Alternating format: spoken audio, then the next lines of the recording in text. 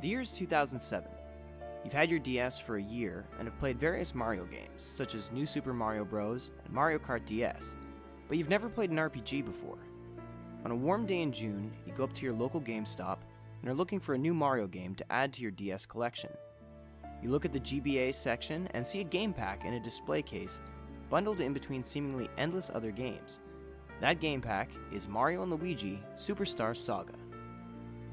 The moment you get home, you put the game in your DS and experience one of the most unique games in Mario history, and experience an entirely new genre of games, the RPG. Now, most of you have played a Mario & Luigi game before, but have you ever thought about the company that made it and where they are today? Welcome to From Mario & Luigi to Bankruptcy, an Alphadream documentary.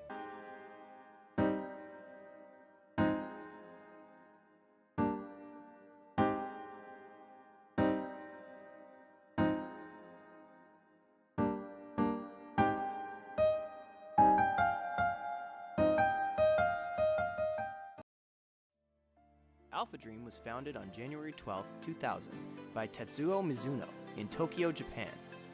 Many of the company's staff formerly worked at Square, which you may recognize as making the Final Fantasy series. But more importantly for this context, Super Mario Rpg Legend of the Seven Stars, the precursor to every RPG with Mario likeness. But before we even get to the Mario & Luigi series, we have to start with Alphadream's first game, Cotto Battle.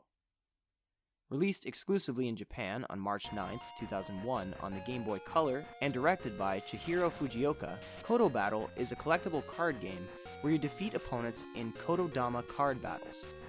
Think of this game in the same vein as Pokemon, where you travel around the map and will be met with random encounters of monsters to battle. From the reviews we could find, Famitsu gave the game a 31 out of 40, which roughly translates to a 78 out of 100. So overall, Alphadream started off pretty well in terms of critics.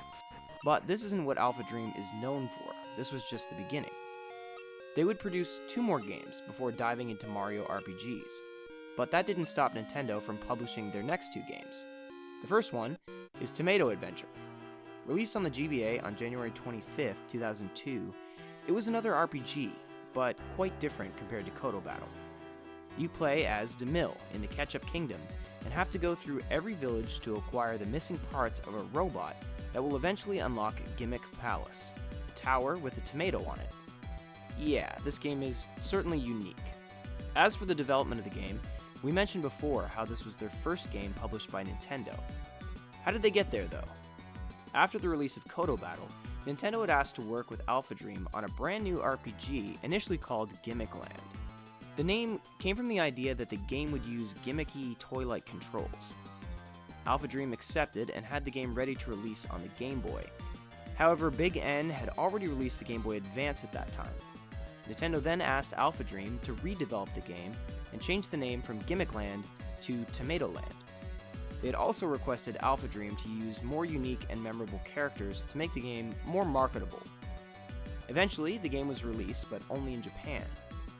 In a 2019 interview with Game Informer, Yoshihiko Maekawa, the producer of Mario & Luigi Bowser's Inside Story and Bowser Jr.'s Journey, explained that their target audience being too young and small in size, alongside some problems with the battle system and poor reviews, are why the game never came to the West. The second game was Hamtaro Rainbow Rescue, which released on the Game Boy Advance on May 23, 2003 in Japan and October 29, 2004 in Europe. It was an adventure game starring characters from the series with more than 100 minigames to play. The game received a 30 out of 40 rating from Famitsu and a 77.95 aggregate score on Game Rankings. A North American release was planned for July 4, 2004, but it got delayed and eventually cancelled. At E3 2003, Nintendo revealed to the public a new game developed by Alphadream, then simply called Mario & Luigi. The game would later be known as Mario & Luigi Superstar Saga, and was directed by Yoshihiko Maekawa, with the legendary Shigeru Miyamoto and Satoru Iwata as producers, with composer Yoko Shimomura, known for working on the Kingdom Hearts soundtrack. Inspired by Paper Mario on the Nintendo 64, Mario & Luigi was a turn-based RPG that took beloved characters from the series and put them in a new setting called Bean Bean Kingdom. A demo was available at that E3 to give people the chance to test the game a little. Overall, the demo was well appreciated as it properly introduced the brand new gameplay mechanics. The player would navigate through the new kingdom while controlling not only Mario, but also his brother Luigi. This dual protagonist approach unlocked numerous new gameplay opportunities. For example, when navigating the overworld, each brother was assigned a jumping button. A for Mario and B for Luigi. This allowed for new puzzles where timing each brother's jump was necessary to complete. There was also a mechanic where one brother would be on the other's shoulders, which gave the player a higher reach. It also enabled the brothers to fly, sort of like a helicopter. Battles were really reminiscent of Paper Mario 64 with their presentation, showing the options to jump, use the hammer, use an item, or flee. The games also shared this small minigame system for each attack, where the player would need to press a button at the right time to maximize their damage output. However, Mario and Luigi's combat wasn't a carbon copy of Paper Mario 64, as it implemented the dual protagonist approach even in battles. When attacked, the player would need to press each brother's jumping or hammer button at the right time to avoid getting hit. On the offensive end, Mario and Luigi introduced Bros attacks, which were special attacks whose minigames involved the two brothers timing their inputs right, and the attack would be stronger. The game's story, while more serious than a typical Mario game, still had a lighthearted tone and was full of humor. It introduced new characters to the series and developed existing characters such as Bowser.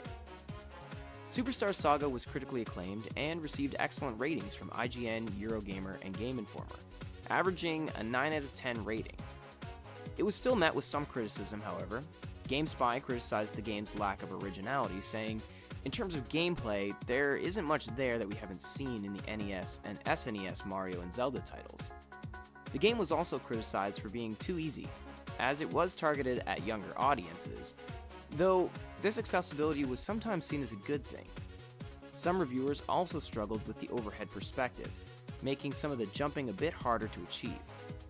Nevertheless, Superstar Saga sold 441,000 units in Japan and 1.46 million in the United States. It earned $30 million in the States alone, and from January 2000 to August 2006 was the 14th best-selling game released on Game Boy Advance, Nintendo DS, or PlayStation Portable. Needless to say, Mario & Luigi was a tremendous success for Alphadream. Now, before we get too far in depth on the empire of Alphadream, it's time to acknowledge the producer of a relative army of games, and founder of the company, Tetsuo Mizuno. Tetsuo Mizuno founded Alphadream after a whole 2 years since stepping down from the monolithic game giant of Square Co., the company that has credit to the initial success and creation of the Final Fantasy franchise. He brought a small group of employees with him as he started the company in 2000, and ultimately, you could attribute the end of the company to the absence of Mizuno from the company. He would proceed to make Alphadream one of the most adventurous game developers of his time, and this only heightened the ultimate shock found in the abrupt end of the company. Tetsuo Mizuno is best known, however, for his knack for meshing cohesive storylines with dynamic gameplay that would really be the foundation for the company's unique direction. Alphadream would follow up with both Hamtaro and Mario & Luigi in 2004 and 2005. Hamtaro Ham Ham Games was a sports game which was released on the Game Boy Advance on July 15th in Japan, 16th in Europe, and August 27th in North America, all in 2004. The game was released to coincide with the 2004 Athens Olympic Games, which lasted from August 13th to August 29th. It was the last Hamtaro game to release on the Game Boy Advance, and like its predecessor, received positive reviews. Alphadream unveiled their next project to the public at E3 2005 in Mario & Luigi Partners in Time for the Nintendo DS. Like in 2003, there was a demo available to the public which allowed players to play 3 levels of varying difficulty. Before the game's release, Nintendo of America released a fact sheet which revealed some new information regarding the game, such as the Bros item feature and an overview of the game's plot. Nintendo had also confirmed that the game would make use of the Rumble Pack accessory. The Rumble Pack was a removable device that would vibrate at certain points during the gameplay to give a greater sense of immersion to the player. Like the game's name suggests, time travel was an essential part of Partners in Time, as it made playable baby versions of Mario and Luigi. With now 4 playable characters and a brand new system, new gameplay elements were added. The top screen of the DS would display a map, while the bottom screen would show the protagonists in the overworld. The brothers and their baby versions were generally together, but certain puzzles would require the players to separate them into pairs. In this state, the top screen will display the babies, and the bottom the adults.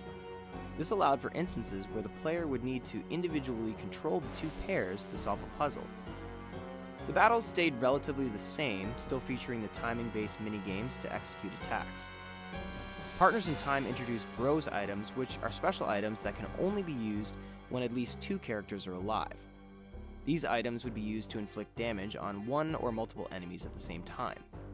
When it comes to the story, Partners in Time was actually a prequel-sequel to Superstar Saga, even though the games were largely unrelated. Unlike its predecessor, Partners in Time was set in the Mushroom Kingdom, but added some new locations to it like the Koopa Museum. The story is basically about Mario and Luigi teaming up with their baby selves to save the princess from a group of aliens called the Shroobs. Throughout their journey, the four protagonists go through time holes to switch back and forth between the past and the future. The game's story, while still full of funny dialogue, was noticeably darker in tone than Superstar Saga. Mario and Luigi Partners in Time is a rare instance of the North American version releasing before the Japanese one. North America saw the game release on November 28, 2005, while Japan had to wait a month and a day later on December 29, 2005. Europe saw its release on January 26, 2006. Partners in Time was well received, averaging an 8 out of 10 score. Reviewers loved the game's humor, presentation, and use of the second screen, but found controlling the four characters difficult. The game sold around 1.39 million worldwide according to IGN. Alphadream then developed another Hamtaro game called Hi Hamtaro, Little Hamster's Big Adventure, which released for Nintendo DS on March 15, 2007 in Japan, May 28, 2008 in PAL region, and September 23, 2008 in North America. It was a puzzle game, and the last Hamtaro game Alphadream would work on. Alphadream had found a gem in the Mario and Luigi series, both games doing well critically and commercially. It was then with great anticipation that the company unveiled the third installment in the series at Nintendo's Tokyo Press event in October 2008. At the time, the game was simply named Mario & Luigi RPG 3, and only a few things about the story and gameplay were unveiled. Fans would have to wait until E3 2009 for the game's official English title to be revealed as Mario & Luigi Bowser's Inside Story, with a planned European and North American release for fall of that year. Partners in Time's 4 playable characters was one of the things that made this particular game feel new and different from Superstar Saga. This new entry would once again shake things up by giving Mario's arch-enemy a bigger role than he had ever before. Bowser, King of the Koopas, was now not only a playable character with his own moveset and controls, but a huge chunk of the game actually happened inside of him. Similar to the sections where the brothers would be separated from their younger selves in Partners in Time, the player would alternate between controlling Bowser in the Mushroom Kingdom and controlling the Mario brothers inside Bowser's own body. Numerous puzzles would require changing something inside of Bowser to allow him to progress in the real world. The addition of Bowser also altered the battle system. The king fought using his fists and his fire breath with the same timing-based minigames the series is known for. However, Bowser introduced a new mechanic in his ability to inhale enemies. This resulted in that particular enemy getting sent all the way inside of Bowser, where the plumbers would defeat it using their jumping and hammers.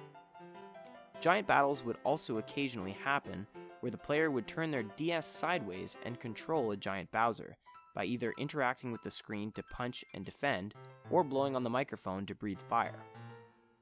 The story was way wackier than its predecessor, as its premise is that Bowser was tricked by Fawful to eat a mushroom that made him inhale everything around him, including the Mario Brothers and Princess Peach. While this happened, the Mushroom Kingdom was struck by a blorb epidemic, which made everyone inflate and simply roll all over the place. Bowser's Inside Story is considered to be one, if not the best, Mario RPG ever made. Its first American critic, Nintendo Power, gave it a 9.5 out of 10 rating and called it the best RPG-style Mario adventure ever made. Numbers of critics such as IGN, Game Daily, GameSpot, and Giant Bomb gave the game a rating of 9 out of 10 and 10 out of 10. Giant Bomb even named it the best DS game of 2009. The humor and refined gameplay were loved alongside the story written, as usual, by Hiroyuki Kubota. The reintroduction of fan favorite Fawful, who was only a cameo in the last game as the main villain, was also really appreciated. Of course, it's impossible to forget Bowser and all the changes he brought to the gameplay. All in all, the game was seen as a breath of fresh air for many fans of the Mario series. To coincide with such great reception, Bowser's Inside Story went on to sell 3.81 million copies worldwide, making it the best-selling RPG in the Mario & Luigi series. Outside of the Mario & Luigi series, Alphadream made another game sometime later. However, it's the oddest addition in games and softwares developed or co-developed by Alphadream. We are referring to Post-Pet DS, Dream Momo, and Mysterious Pen.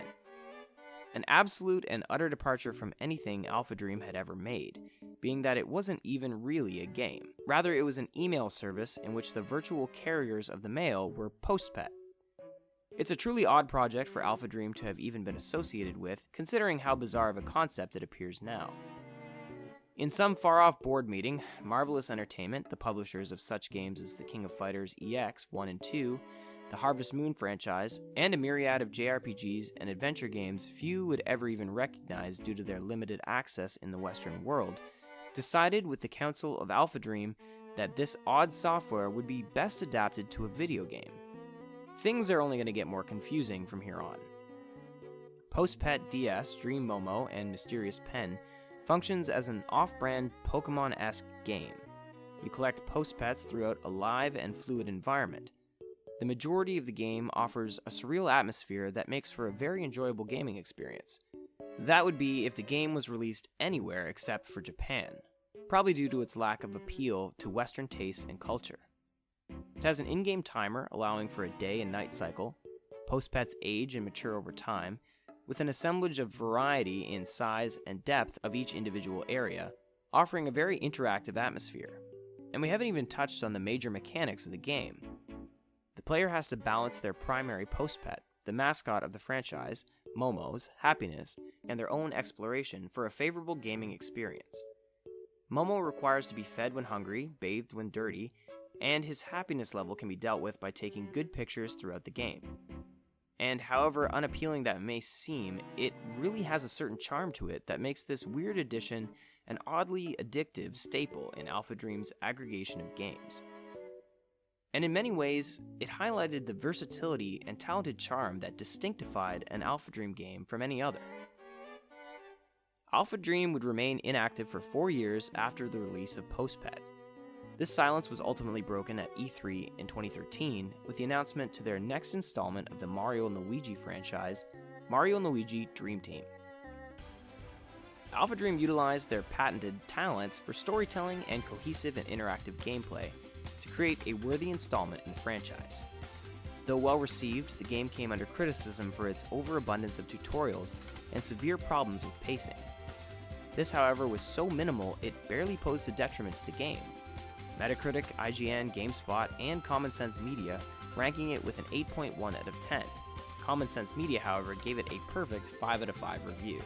This game took to refurbishing the gameplay from its predecessor and introduced the iconic Phantasma, a bat which feeds on nightmares like a vampire to blood. His overall look and mannerisms were based around old-school Dracula performances like Christopher Lee and Bela Lugosi. The game offers some tough-as-nails boss fights with the Mario & Luigi charm we've all grown to expect from Alphadream. The humor remained on point throughout and has been praised to this day in nearly every review. This game continues with the same charm its predecessors had made fans of the franchise accustomed to. As the game progresses, it finds a much more comfortable pace and offers a harrowing soundtrack that amplify the intensity of each boss fight and enemy interaction. Ultimately, an accepted addition to this otherwise spotless franchise at the time of release. For their next game, Alphadream once again wanted to add another character to join Mario and Luigi on their journey. After brainstorming, they decided to go with Paper Mario, which led to the crossover that is the 5th game of the series, Mario and Luigi Paper Jam. The developers held a Q&A on Miiverse, where they revealed some pretty interesting tidbits about the game's development. For example, Paper Luigi was initially considered as a playable character. However, the team thought that having to control 4 characters, like in Partners in Time, would be too difficult. The story went through numerous revisions. Most notably, the original premise was that the Mario Brothers would alternate between the Mushroom Kingdom and the Paper World. However, the developers thought that it made the story too complicated to enjoy, and so decided to simplify the story and put more emphasis on character interaction. When asked what was the trickiest part about bringing those 2 series together, the director, Shunsuke Kobayashi, explained it was probably making the most of Paper Mario as the main character. He has specific qualities like his paperishness and unique gameplay style, and we had to find ways to show these qualities in lots of different settings in a manner that was fitting for this crossover. The gameplay was altered to fit Paper Mario and his paperness, allowing him to turn into a paper plane or squeeze through narrow spaces in the overworld. In battles, Paper Mario could make copies of himself to attack multiple enemies at once. Trio attacks were introduced, and they required the player to control the 3 protagonists to dish out a powerful attack. Paper Jam was decently received, not as well as the previous games, but it still managed to grab a few 8s from Game Informer, Destructoid, and Nintendo Life. The usual stuff was praised, the music, humor, and gameplay, but also the decrease of tutorials that had plagued Dream Team. Most of the criticisms were directed at the story being too simple and the game in general being too safe. Miguel Concepcion from GameSpot says it best. As a crossover that's already intriguing based on the concept alone, it's hard to blame Nintendo for playing it safe and predictable in its execution. Undeniably adorable, but bereft of genuine surprises or innovation. To go with these reviews, in its first few days, the game sold 50,000, which equals to only 17.97% of the initial shipment. For worldwide sales, we found that Paper Jam sold around 1 million copies, a pretty sad figure for the last original game of the series made by Alphadream. During the Nintendo Treehouse of E3 2017, a remake of Superstar Saga titled Mario & Luigi Superstar Saga and Bowser's Minions was announced. This remake updated the graphics to mirror the style of the previous 3DS titles, featured a remastered soundtrack, and added some quality of life improvements, like being able to save anywhere. The only real new content was Minion Quest, the new side story featuring Bowser's minions in their search for their king. The battles are automatic fights between 2 armies, with the player being able to select which characters to send. There are 3 types of fighters, melee, ranged, and flying, and a rock, paper, scissors system to determine which fighter has the advantage. Melee beats ranged, but is weak against flying. Ranged beats flying, but is weak against melee, and flying beats melee, but is weak to ranged. This remake was well received, as it was the same Superstar Saga people knew and loved, with some upgraded graphics and some gameplay improvements here and there. Minion Quest also wasn't a huge success, with Polygon even calling it a bust on their review of the game. According to VG Charts, Superstar Saga is the first game in the series to not hit 1 million, sitting at around 510,000 worldwide and a disappointing 80,000 in Japan. The last game of the series so far turned out to be another remake, this time of their bestseller Mario & Luigi Bowser's Inside Story and Bowser Jr.'s Journey. Announced in March 2018, the game was released on December 28, 2018 in Japan and January of this year worldwide. Like Superstar Saga's remake, this one updated the graphics, remastered the music, and enhanced the giant battles. The new side story, Bowser Jr.'s Journey, was similar to Minion Quest, with a few changes here and there. The game was well received critically, as it simply polished what was already considered the best game in the series. However, the game sold horribly.